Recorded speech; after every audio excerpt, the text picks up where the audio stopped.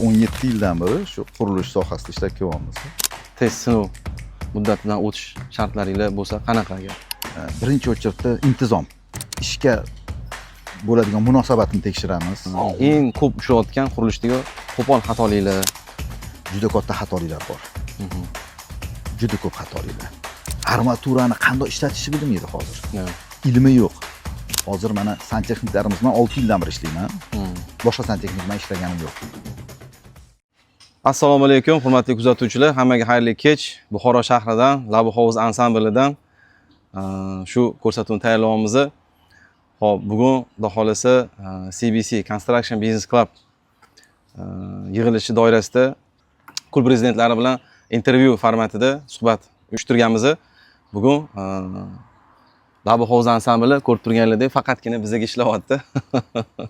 Hurmatli kuzatuvchilar, bugungi suhbatdoshimiz Constral qurilish kompaniyasi asoschisi, Construction Business Club rezidenti Umidjon aka. Umidjon aka, assalomu alaykum. Assalomu alaykum. Xayrli kech. O'zingizga ham intervyuga vaqt ajratib kelganingizga kattakon rahmat. Rahmat. Salomlashib ko'rishib olishingiz mumkin. Assalomu alaykum. Meni ismim Umidjon Gayupov, Constral Group kompaniyasi asoschisiman.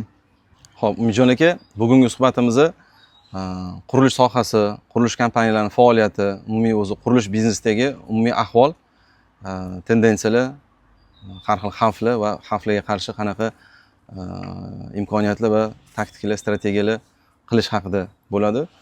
Xo'p, avvalo shu o'zingizni qurilish kompaniyasi haqida qisqacha ma'lumot bersangiz, umuman qurilish sohasida qancha yildan beri shug'ullanasiz, bu faoliyat qancha yillik tajribangiz bor, qanaqa loyihalarni amalga oshirgansiz, shu bo'yicha bir qisqacha ma'lumot bersangiz.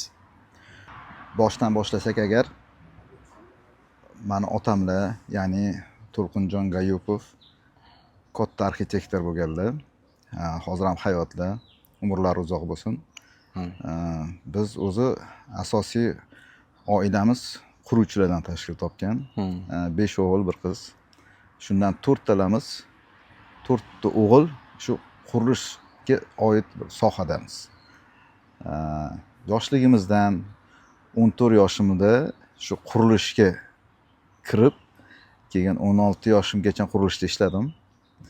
Va orada yana ozgina uzilishlar bo'ldi, o'qidik, bizneslar bilan shug'ullandik va undan keyin yana mana hozir 17 yildan beri shu qurilish sohasida ishlab kelyapmiz.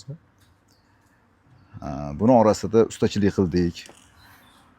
Buni orasida yana mebel sohasida ishladik.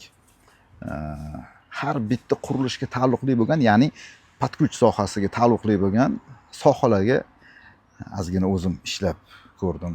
Buni orasida perila deymiz. Perilargacha svarka qilib yig'ishlagacha o'rgandik. Nimagaki har bitta sohani professional darajada bilib va o'rgatish uchun siz o'zingiz u narsani ustida ishlab ko'rishingiz kerak bo'ladi. O'shaning uchun ko'p sohalarda ishlab ko'rdik. Tajriba oshirdik. Hozirgi kunga kelib, mana hozir 1 yil bo'ldi mana shu kompaniyaga asos solganimizga. Albatta bu orqada 20 yillik tajribadan keyin. Yaxshi, zo'r. Xo'p, qurilish bo'yicha qanaqa yirik loyihalarni amalga oshirgansizlar? Xo'p, asosiy mana katta ustozimlar borlar. Bu albatta otamizlar. Keyingi ustozim o'zimning akamlar bo'ladilar, Xurshid Gayupov bo'ladilar. Ular bilan bir qator katta yirik loyihalarni amalga oshirganmiz. O'sha misolida aytsak, akam bilan ishlab yurgan paytlarimizda albatta ancha yil akam bilan birga ishlaganman va misol uchun Murod aka Nazarov bilan ularni o'sha Avalon biznes sentrlarida faoliyat yuritganmiz. Keyin birinchi qurgan domlari bor edi. Erta ham ancha xizmat qildik akam bilan birgalikda. Keyin bu yoqda misol uchun 3 yil mobaynida, oxirgi 3 yilda Jose degan bir ispaniyalik dizayner arxitektorimiz bor. Toshkentda, ya'ni O'zbekistonda faoliyat yuritadi. Ana ularni juda katta proyektini realizatsiya qilib berdim. Muvaffaqiyatli topshirdim. O'tgan yil yozda topshirgan edim. Va shunga o'xshash juda ko'plab arxitektor dizaynerlarni proyektlarini realizatsiya qilib kelyapmiz. Jamoamiz juda ham katta va jamoamizda qurilishga taalluqli bo'lgan har bitta sohasi mukammal o'rganilib va professional ustalarni va professional o'sha hunar egalarini jamoamizga yig'ganmiz. Yaxshi, zo'r. Xo'p, mana jamoa haqida gap ketdi. Jamoaga sizlar qanaqa filtr asosida ishga qabul qilasizlar va deylik o'sha sizlarni испытательный срокinglar yoki anaqalardan o'tish, test sinov muddatidan o'tish shartlaringlar bo'lsa qanaqa agar? Misol uchun bir obyektga yangi jamoani taklif qilsak agar, shu bitta obyektni beramiz. Uni birinchi o'chirda shu ishga bo'ladigan munosabatini tekshiramiz. Ya'ni o'sha birinchi o'chirda intizom. Bilasiz, ustilarda hozirgi kunga kelgan juda ham katta global muammolardan bittasi bu intizomsizligi ustalarimizning. Ya'ni vaqtida ishini bajarmasligi. Shunga qaraymiz, qattiq qaraymiz. Keyin o'sha bitta shu bergan obyektimiz o'zida sinovdan o'tib oladi. Sinovdan o'tib oladi. Elelab olasizlar o'zi. Xuddi shunaqa. Lekin hozirgi kunga kelib men baralla ayta olaman, jamoamizni yig'ib olganmiz. Ya'ni, misol uchun qurilishga taalluqli bo'lgan quruvchilarimiz, ancha yildan beri ishlaymiz.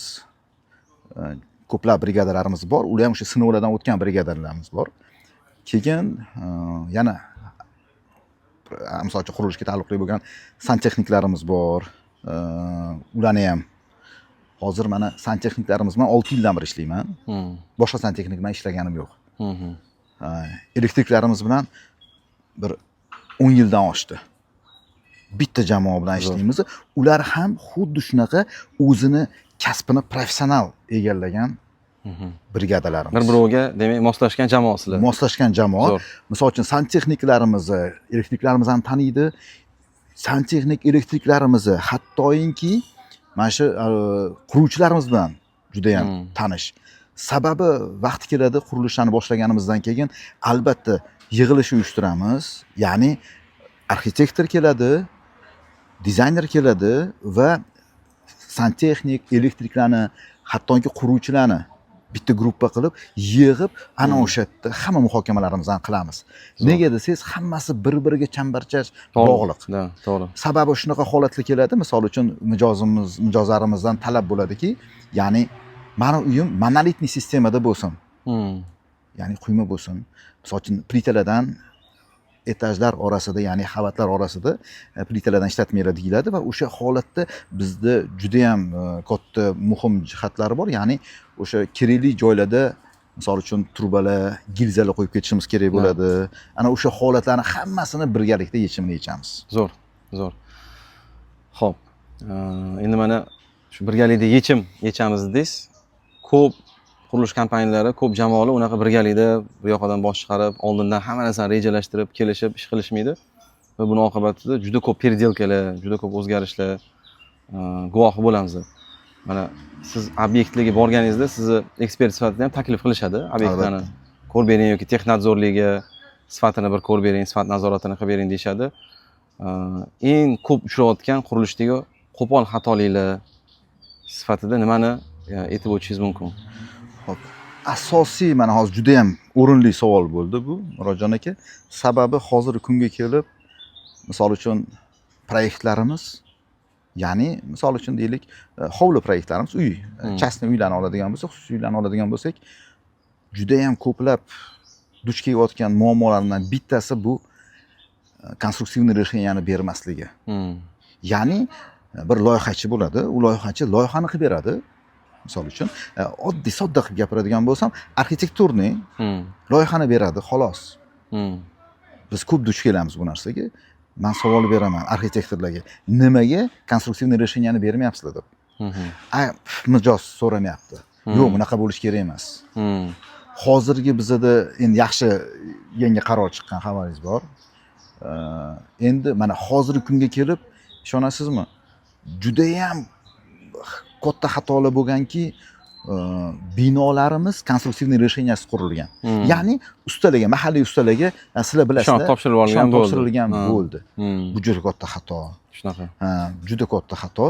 Nimaga desa, Yaponiyaga borganimda, Yaponiyaga borganda zilzilaga bardoshli va zilzila bir temasida juda ham qiziqdim shu holatda.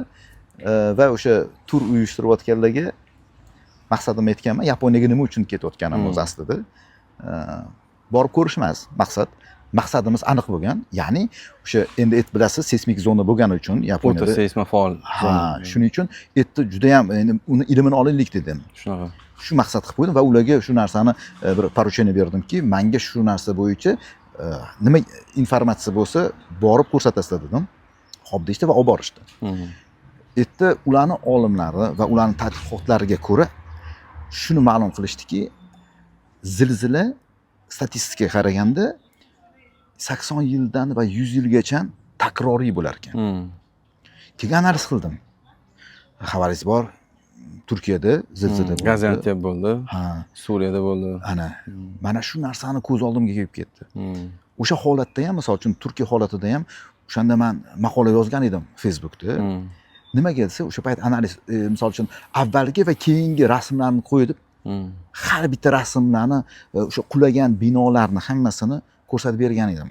Hammasini tagida do'konlar. Ya'ni eski binolarni rekonstruksiya qilib o'z boshimchalik bilan xuddi shunaqa. Nisushi anaqalarni olib tashlashgan konstruksiyani. Mana shu holat O'zbekistonda ham bor. Mana shu holatga e'tiborsiz bo'ldik. Hozirgi kunga kelib albatta tekshiruv o'tkazish kerak. Shunaqa. Ya'ni avvaldan birinchi etajda, ya'ni birinchi qavatda do'kon bo'lmagan binolarni tekshirish kerak. Shunaqa. Qaysi holatda? Keyin eng yana qiziqarlisi, Murodjon aka, bizda hozir dom qurilyapti. Juda ham ko'p. Endi bilasiz, kvartiralar ham remont qilamiz, под ключ. Endi premium klass bo'lgandan keyin bizning xizmatimiz, biz hammasini tekshiramiz. Birinchi boramiz, remont boshlashimizdan oldin videolar qo'yib boramiz bu to'g'risida. Hammasini tekshirib olamiz. Juda katta xatoliklar bor. Juda ko'p xatoliklar. Endi buni olib chiqadigan bo'lsak, hozirgi kunda bilasiz, internet tarmoqlarimiz juda ham aktiv, faol. O'shaning uchun qo'y deymiz, lekin aytamiz, podrachiklarga aytib o'tamiz. Mana bu yerda xatoliklar bor, mana bu xatoliklar bor deb. Ya'ni beton quyilishlarida ba'zi bir shunaqa holatlarga duch keldik. Rigilli armaturalari ishonasizmi 3 ga bo'lingan, 3 ta joydan ulangan joylarga keldik. Keyin xonalarni bo'lishuvlar, bo'lingan tarafi, misol uchun devorlari. Ana o'sha yerda juda katta xatoliklar. Bunga kim qaraydi? Buni mana shu holatlarda yechimini yechish kerak bo'ladi. Misol uchun deylik, uy qurayotganimizda tagidagi eng pastki, misol uchun deylik, oddiy tilda fundamentlarimiz. Hozir ko'ring, oddiy ustalar nima qanaqa qilyapti. Armaturani qanday ishlatishni bilmaydi hozir. Ilmi yo'q bu borada, lekin qurdirishyapti. Shunaqa. Bu tendensiya bizda mana 2016-17-yildan keyin qurilish o'z yo'nalishida juda ham katta nima deydi, portlash bo'ldi.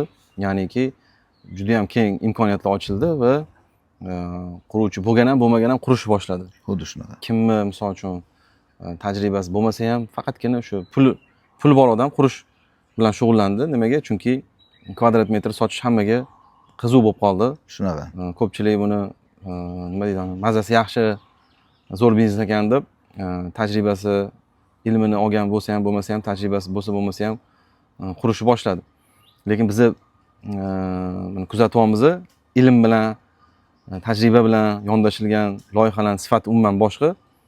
Tajribasiz va ilmsizlik bilan yondashilgan loyihalarning sifati umuman yer bilan osmonchalik farqi bor. Xuddi shu o'rinda mana siz nima tavsiya yoki maslahatlar bera olasiz qurilish sohasiga qiziqadigan, lekin ilmini olmagan quruvchilarga yoki mutaxassislarga? Mana hozirgi kunga kelib juda ham ko'plab qurilishga oid bo'lgan ilmlarni ustozlarimiz tarqatishyapti. Ya'ni частный bo'lsin, mayli, u davlat miqyosida bo'lmasin. Lekin частныйlarimiz ham, ya'ni xususiy o'sha misol uchun qurilish kompaniyalari seminarlar o'tkazishyapti. O'quv kurslari o'tkazishyapti. Hech bo'lmasa shunga borib ilm olishsin. Albatta ustoz tutish kerak bo'ladi. Ustoz tutish kerak bo'ladi. Maslahatchi odam, ustoz, konsultant, Albatta. ekspert. Albatta. Hop, o'zi kecha yaqinda bitta podkastimizda bo'ldi. Shunda ham bir yaxshi bir anaqani ulashib o'tib ketdi. Hozir o'zi ijtimoiy tarmoq va onlayn platformalar juda ham rivojlanib ketdi. Kursga bormasdan turib ham video darsliklarni kuzatsa bo'ladi. YouTube platformasida ham Xuddi shunaqa. yetarlicha ma'lumot bor. Faqatgina vaqt ajratib, qunt qilib, ozgina ilmga mehr muhabbatli bo'lib, shu odam mutaxassis bo'lib, qanaqadir nima deydi, malaka bilan, ilm bilan yondoshsa, ishi sifati ham, natijasi ham shunga yarasha bo'ladi.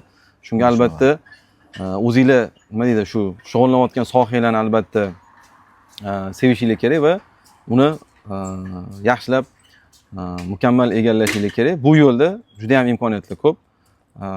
YouTube platformalari yoki shu hozirgi kunda частный shu o'quv kurslari va shu yo'nalish bo'yicha juda ham kuchli ekspertlar video darslar qilib ham joylab onlayn tarzda ham dars olishi, ilm olishi yo'lga qo'yib qo'yishgan, foydalanishni tavsiya qilamiz.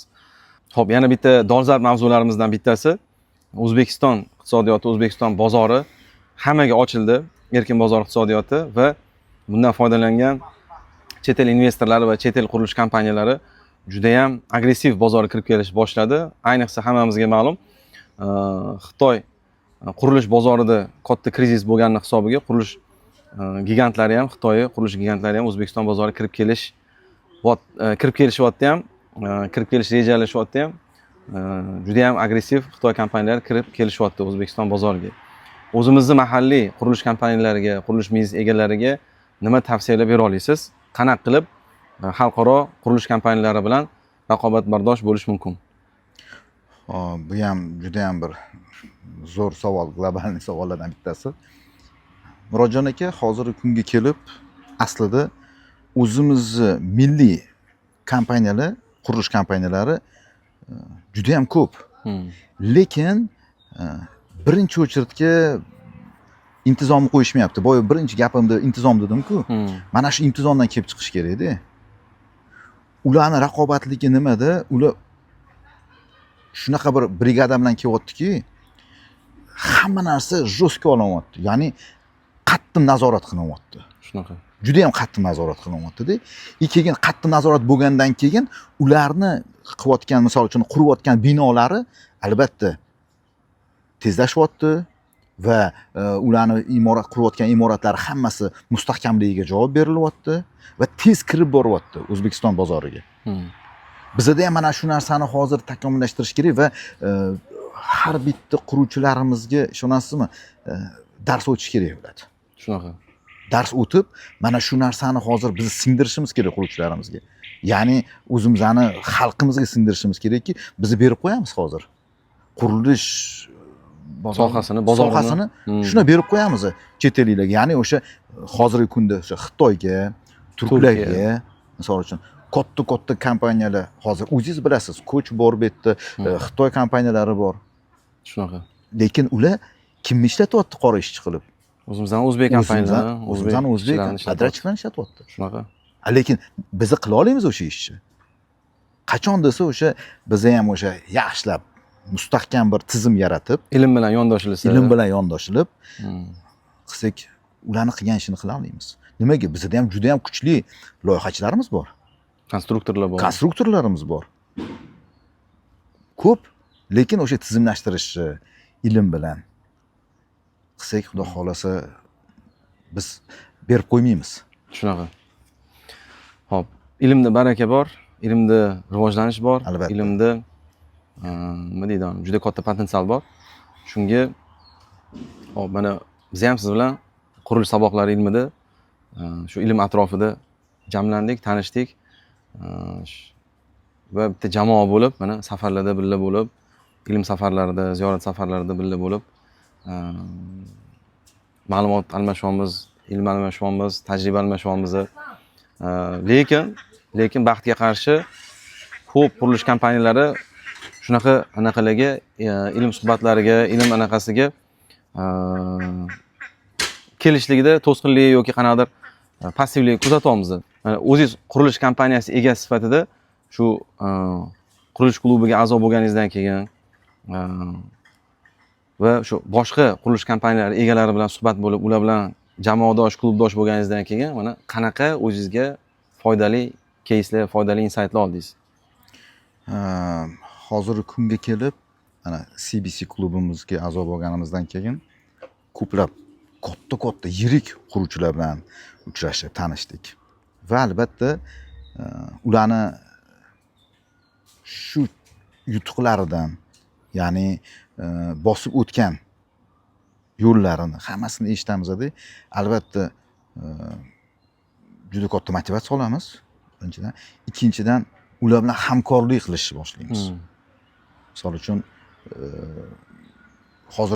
bugungi mana hozirgi kunimizda Buxoroy Sharifdamiz. Buxorodagi bo'lib o'tgan mana hozir seminarlarimizda va suhbatlarimizda manfaatli tarafi juda katta bo'ldiki,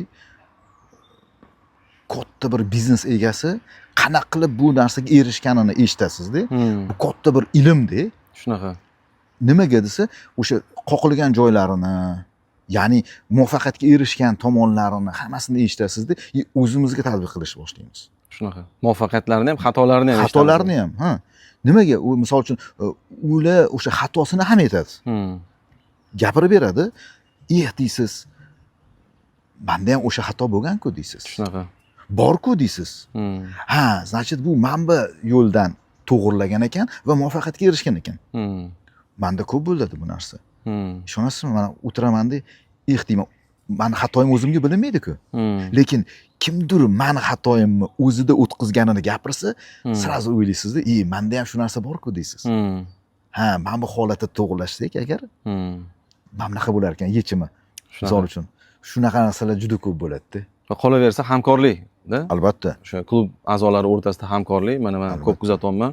Obyektlarda qanaqadir ishlar bo'lsa, mana derazalar Treza kompaniyasi Saidjon akaga, keyin penopolistirol bo'yicha, beton bo'yicha, beton bo'yicha, hop shunga o'xshagan nima deydi anu?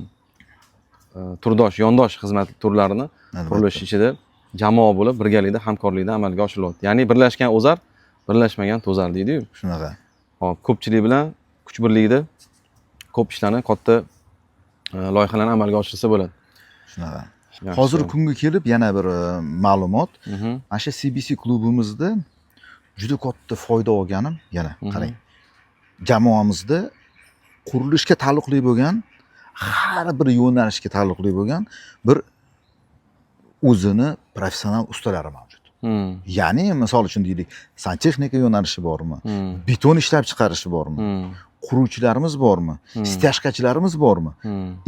To'poviy o'sha imenni ustalari jamlangan. Ya'ni misol uchun bizga agar men shaxsan o'zimga umid bitta katta biznes senter bor, shuni qurish kerak desa, quramiz deyman. Nimaga? Biz CBC birlashib, jamoa a'zolari bilan shunaqa. Ha, har bitta o'sha soha egalari bilan birlashdik. Umidjon aka, sizni целевой auditoriyangiz kimlar? Qanaqa loyihalar bo'yicha, qanaqa qurilish obyektlari bo'yicha sizga murojaat qilishligi mumkin? Xo'p, bizda agar pastdan boshlasak agar kvartiralar, premium klassdagi kvartiralarni под ключ topshiramiz.